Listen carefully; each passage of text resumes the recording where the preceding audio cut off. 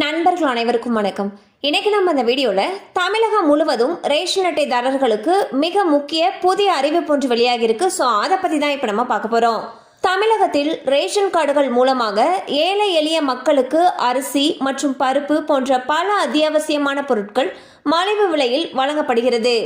இந்நிலையில் பொது விநியோக திட்டத்தின் பயன்களை குடிமக்கள் எளிதில் பெறும் வகையில் தமிழ்நாடு முழுவதும் ஒவ்வொரு வட்டத்திலும் மக்கள் குறைதீர் முகாம் ஒவ்வொரு மாதமும் நடத்தப்படும் என்று அரசு அறிவித்துள்ளது.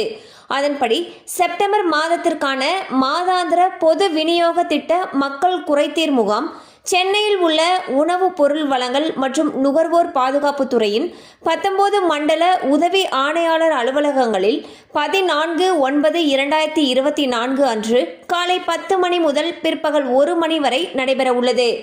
குடும்ப அட்டைகளில் பெயர் சேர்த்தல், பெயர் நீக்கம் செய்தல், முகவரி மாற்றம் செய்தல், கைபேசி எண் பதிவு அல்லது மாற்றம் செய்தல் உள்ளிட்ட பொது விநியோக திட்டம் தொடர்பான சேவைகள் மேற்கொள்ளப்படும்.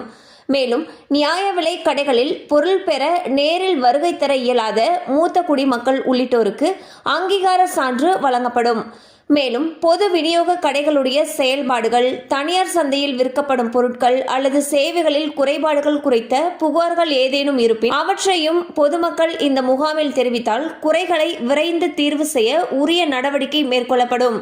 சென்னையில் இருக்கக்கூடிய 19 மண்டல அலுவலக பகுதிகளில் உள்ள குடும்ப அட்டைதாரர்கள் இந்த சேவையினை பயன்படுத்திக் கொள்ள வேண்டும் என்று தெரிவிக்கப்பட்டுள்ளது. ஸோ பார்த்தீங்கன்னா தமிழகத்தில் இருக்கக்கூடிய ஒவ்வொரு வட்டத்திலையுமே ஒவ்வொரு மாதமும் மக்கள் குறைதீர் முகாம் அப்படின்ற ஒரு முகாம் நடக்கும்.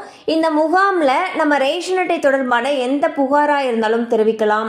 அல்லது ரேஷன் அட்டையில் உங்களுக்கு ஏதாவது சேஞ்சஸ் இருக்குது, உங்கள் பேர் மாற்றணும், இல்லை அட்ரஸ் மாற்றணும், ஃபோன் நம்பர் மாற்றணும், இல்லை நீங்கள் ஏதாவது புதுசாக யாரையாவது ஆட் பண்ணணும், இந்த மாதிரி எந்த விஷயங்கள் இருந்தாலுமே இந்த குறைதீர் முகாமில் போயிட்டு நீங்கள் விண்ணப்பிச்சிங்க அப்படின்னா உடனே அதுக்கு தீர்வு காணப்படும்.